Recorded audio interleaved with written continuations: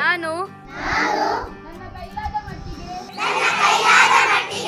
ನನ್ನ ವೈಯಕ್ತಿಕ ಸ್ವಚ್ಛತೆ,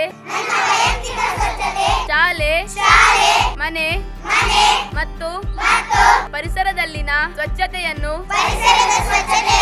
ಕಾಪಾಡುತ್ತೇನೆ.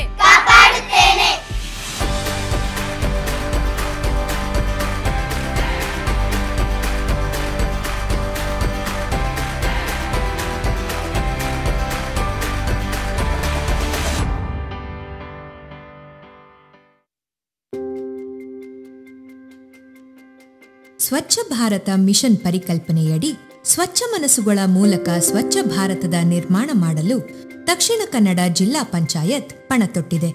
ಬೆಳೆಯುವ ಪೈರು ಮೊಳಕೆಯಲ್ಲಿಯೇ ಎಂಬಂತೆ ಸ್ವಚ್ಛತೆಯ ಮೌಲ್ಯಗಳನ್ನು ಎಳೆಯ ಮನಸ್ಸುಗಳಲ್ಲಿ ಬಿತ್ತಬೇಕೆನ್ನುವ ಉದ್ದೇಶ ಹೊತ್ತ ದಕ್ಷಿಣ ಕನ್ನಡ ಜಿಲ್ಲಾ ಪಂಚಾಯತ್ ಶಿಕ್ಷಣ ಇಲಾಖೆಯ ಸಹಯೋಗದೊಂದಿಗೆ ಶಾಲೆಯ ವಿದ್ಯಾರ್ಥಿಗಳಲ್ಲಿ ಸ್ವಚ್ಛತೆಯ ಹಣತೆ ಹಚ್ಚಲು ಮುಂದಾಗಿದೆ.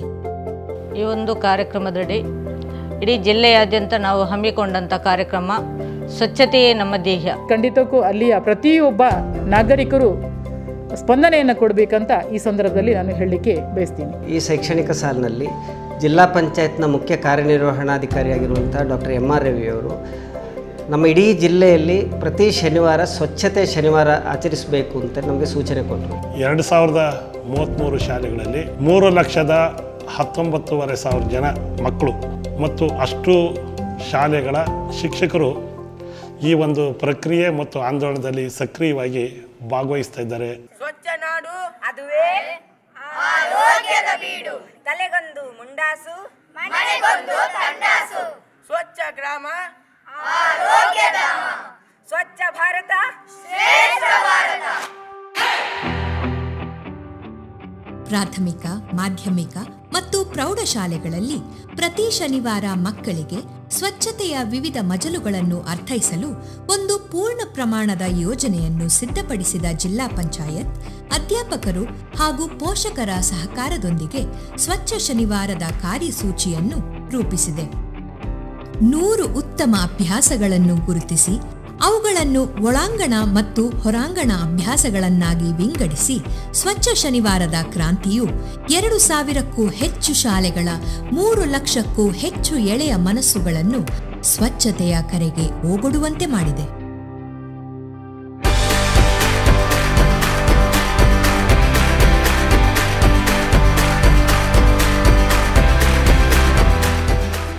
ಪ್ಲಾಸ್ಟಿಕ್, ಕಾಗದ ಹಾಗೂ ಬಟ್ಟೆಯ ಚೂರುಗಳಿಂದ ಅಲಂಕಾರಿಕ ವಸ್ತುಗಳನ್ನು ಮಕ್ಕಳೇ ತಯಾರಿಸುವುದರ ಮೂಲಕ ಮಕ್ಕಳ ಸೃಜನಾತ್ಮಕ ಕಲೆಯನ್ನು ಪೋಷಿಸಲಾಗುತ್ತಿದೆ. ಪ್ಲಾಸ್ಟಿಕ್ಗಳನ್ನೆಲ್ಲ ಬಳಸಿ ಅವರು ಹೂಗಳನ್ನು, ಅದರಿಂದ ಒಳ್ಳೆ ಕಲರ್ಫುಲ್ ಹೂಗಳನ್ನು ಮಾಡ್ತಾ ಇದ್ದಾರೆ. ಅದನ್ನು ಡೆಕೋರೇಷನ್ ಮಾಡಿ ವಾಸ್ ಟೈಪ್ ಮಾಡ್ತಾ ಇದ್ದಾರೆ. ಆಮೇಲೆ ಪೆನ್ ಸ್ಟ್ಯಾಂಡ್ಗಳನ್ನು, ಈಗ ಹಳೆಯ ಗ್ರೀಟಿಂಗ್ಸ್ ಕಾರ್ಡ್ ಅಂಥದ್ದೆಲ್ಲ ಇದನ್ನು ಯೂಸ್ ಮಾಡಿ ಪೆನ್ ಸ್ಟ್ಯಾಂಡ್ ಮಾಡಿ ಅದು ಪೆನ್ ಇಡುವಂಥದ್ದು ಈಗ ಸುಮಾರು ಮಕ್ಕಳು ಮಾಡಿದ್ದುಂಟು ನಮ್ಮ ಶಾಲೆಯಲ್ಲಿ. ಇದರಲ್ಲಿ ತುಂಬ ಆಸಕ್ತಿಯಿಂದ ಭಾಗವಹಿಸ್ತಾರೆ. ತುಂಬ ಖುಷಿಯಾಗ್ತದೆ ಅವರಿಗೆ. ಚರ್ಚಾ ಸ್ಪರ್ಧೆ, ಪ್ರಬಂಧ ಸ್ಪರ್ಧೆ, ಕವನ ರಚನೆ ಸ್ಪರ್ಧೆಗಳನ್ನು ಏರ್ಪಡಿಸಿ ಮಕ್ಕಳಲ್ಲಿ ಸ್ವಚ್ಛತೆಯ ಮೌಲ್ಯಗಳನ್ನು ರೂಪಿಸುವುದರ ಜೊತೆಗೆ ಅವರ ಸೃಜನಾತ್ಮಕ ಪ್ರತಿಭೆಗೂ ವೇದಿಕೆ ಕಲ್ಪಿಸಿಕೊಡಲಾಗುತ್ತಿದೆ. ಸಂಪನ್ಮೂಲ ವ್ಯಕ್ತಿಗಳಿಂದ ಸ್ವಚ್ಛತೆಯ ಅರಿವು ಮೂಡಿಸುವುದು, ಮಕ್ಕಳ, ವಿಶೇಷವಾಗಿ ಹೆಣ್ಣು ಮಕ್ಕಳ ವೈಯಕ್ತಿಕ ಸ್ವಚ್ಛತೆಯ ಬಗ್ಗೆ ತಿಳುವಳಿಕೆ ನೀಡುವುದು ಮುಂತಾದ ಒಳಾಂಗಣ ಚಟುವಟಿಕೆಗಳಿಂದ ಮುಗ್ಧ ಮನಸ್ಸುಗಳಲ್ಲಿ ಸ್ವಚ್ಛತೆಯ ಗಟ್ಟಿ ಅಡಿಪಾಯ ಹಾಕಲಾಗುತ್ತಿದೆ.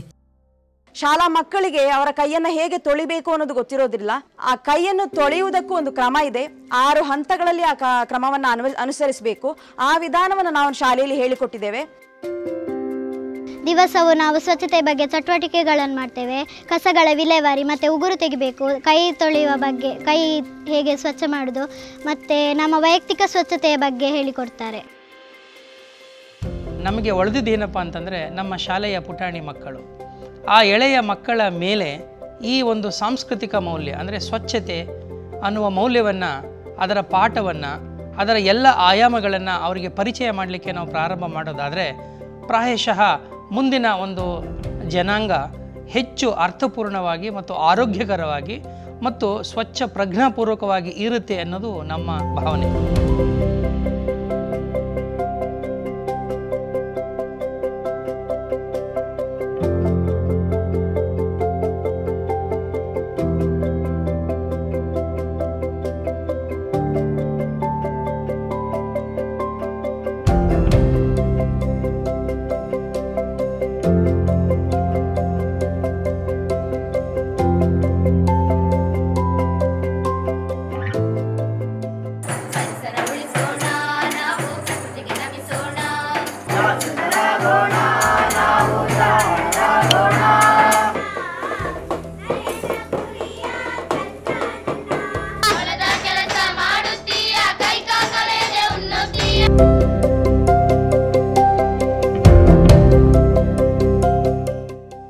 ಉಪಕರಣಗಳಿಂದ ಶಾಲೆಯ ಆವರಣವನ್ನು ಶುಚಿಗೊಳಿಸುವುದನ್ನು ಅಧ್ಯಾಪಕರು ಮಕ್ಕಳಿಗೆ ಅಭ್ಯಾಸ ಮಾಡಿಸುತ್ತಿದ್ದಾರೆ.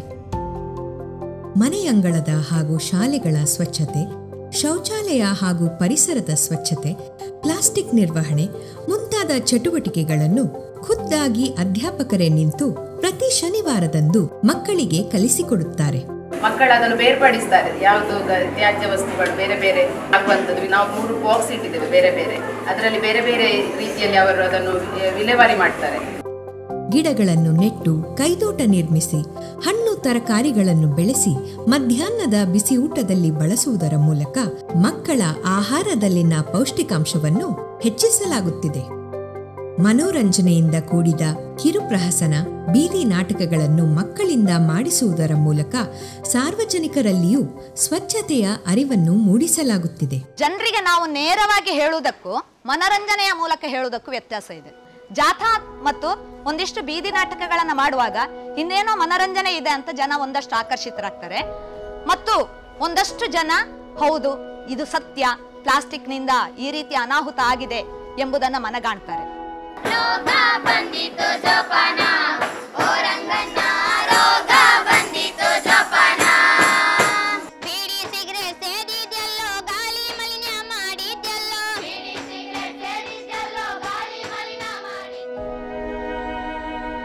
ಸ್ವಚ್ಛತೆಯ ಘೋಷಣೆಗಳನ್ನು ಗಟ್ಟಿಯಾಗಿ ಕೂಗುತ್ತಾ ಇಡೀ ಊರಿನ ಬೀದಿ ಬೀದಿಗಳಲ್ಲಿ ಸ್ವಚ್ಛತಾ ಜಾಥಾಗಳಿಗೆ ತೆರಳುವುದರ ಮೂಲಕ ಮಕ್ಕಳು ಊರಿನ ಮನೆ ಮನೆಗೂ ಅಂಗಡಿ ಮುಂಗಟ್ಟುಗಳಿಗೂ ಸ್ವಚ್ಛತೆಯ ಅರಿವನ್ನು ಒಕ್ಕೊರಲಿನಿಂದ ತಿಳಿ ಹೇಳುತ್ತಾರೆ.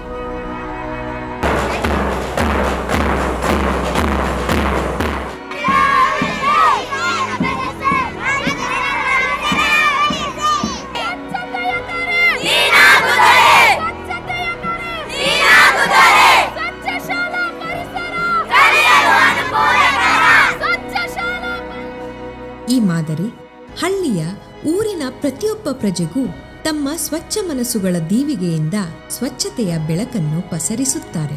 ಹೀಗೆ ಶಿಕ್ಷಣ ಇಲಾಖೆಯ ಸಹಯೋಗದೊಂದಿಗೆ ದಿಟ್ಟ ಹೆಜ್ಜೆಗಳನ್ನಿಟ್ಟ ದಕ್ಷಿಣ ಕನ್ನಡ ಜಿಲ್ಲಾ ಪಂಚಾಯತ್ ಇಂದಿನ ಎಳೆಯ ಮನಸ್ಸುಗಳಲ್ಲಿ ಸ್ವಚ್ಛತೆಯ ಬೀಜಗಳನ್ನು ಬಿತ್ತುವುದರ ಮೂಲಕ ಅವುಗಳಲ್ಲಿ ಸ್ವಚ್ಛ ಮನಸ್ಸುಗಳನ್ನು ರೂಪಿಸುತ್ತಿದೆ. ಈ ಮಾದರಿ ಸಣ್ಣ ಪ್ರಯತ್ನವಾಗಿ ಶುರುವಾದ ಈ ಒಂದು ಕಾರ್ಯ ಇಂದು 3 ಲಕ್ಷಕ್ಕೂ ಹೆಚ್ಚು ಎಳೆಯ ಮನಸ್ಸುಗಳಲ್ಲಿ ಸ್ವಚ್ಛತೆಯ ದೀಪವನ್ನು ಹಚ್ಚಿ ಇಡೀ ದಕ್ಷಿಣ ಕನ್ನಡ ಜಿಲ್ಲೆಯನ್ನು ಸ್ವಚ್ಛತೆಯ ನಿಟ್ಟಿನಲ್ಲಿ ಅನುಪಮವಾದ ಹಾದಿಯಲ್ಲಿ ಕರೆದೊಯ್ಯುತ್ತಿದೆ. ಮಕ್ಕಳು ಬಂದು ಹೇಳ್ತಾ ಇದ್ದಾರೆ, ವ್ಯವಸ್ಥೆ ಎಲ್ಲ ಮಾಡಲಿಕ್ಕೆಲ್ಲ ಶಾಲೆಯಲ್ಲಿ ಹೇಳ್ತಾ ಇದ್ದಾರಮ್ಮ. ಖುಷಿ ಆಗ್ತದೆ. ನಮ್ಮ ಮಕ್ಕಳು ನಮಗಿಂತ ತುಂಬ ಇಂಪ್ರೂವ್ ಆಗ್ತಾ ಇದ್ದಾರೆ. ನಮಗೆ ಮಕ್ಕಳು ಕಲಿಸುವಂತ ಮಾಡ್ತಾ ಇದ್ದಾರಲ್ಲ ಅಂತ ಹೇಳಿ ನಮಗೆ ಖುಷಿ ಆಗ್ತದೆ. ನಾವು ಮಕ್ಕಳಿಂದ ಕಲಿತಾ ಇದ್ದೇವೆ. ಆ ಎಳೆಯ ವಯಸ್ಸಿನಲ್ಲಿ ಆ ಮಕ್ಕಳಲ್ಲಿ ಈ ಒಂದು ಸ್ವಚ್ಛತೆಯ ಒಂದು ಅಭ್ಯಾಸಗಳು ರೂಢಿಗತವಾಗಿ ಅದು ನಿರಂತರವಾಗಿ ಅವರ ನಿತ್ಯ ಜೀವನದಲ್ಲಿ ಹಾಸುಹೊಕ್ಕಾಗಿ ಬರುವಾಗೆ ಮಾಡಬೇಕಾದ್ರೆ ಈ ಚಟುವಟಿಕೆಗಳು ಶಾಲೆಗಳಲ್ಲಿ ನಿರಂತರವಾಗಿ ನಡಿಬೇಕಾಗ್ತದೆ. ಇದು ನಮ್ಮ ಜಿಲ್ಲೆಯ ಎಲ್ಲ ಶಾಲೆಗಳಲ್ಲಿ ನಿರಂತರವಾಗಿ ನಡೆಯಬೇಕೆಂಬುದೇ ನಮ್ಮ ದಕ್ಷಿಣ ಕನ್ನಡ ಜಿಲ್ಲಾ ಪಂಚಾಯತ್ನ ಆಶಯವಾಗಿರುತ್ತೆ. ಬನ್ನಿ, ನಾವೆಲ್ಲರೂ ಸ್ವಚ್ಛ ಭಾರತದ ಕನಸನ್ನು ಕಾಣ್ತಾ ಇದ್ದೇವೆ. ಸ್ವಚ್ಛ ಭಾರತ ನಿರ್ಮಾಣ ಆಗಬೇಕಾದರೆ ಅದು ಸ್ವಚ್ಛ ಆಲೋಚನೆಗಳು ಮತ್ತು ಸ್ವಚ್ಛ ಮನಸ್ಸುಗಳಿಂದ ಮಾತ್ರ ಸಾಧ್ಯ.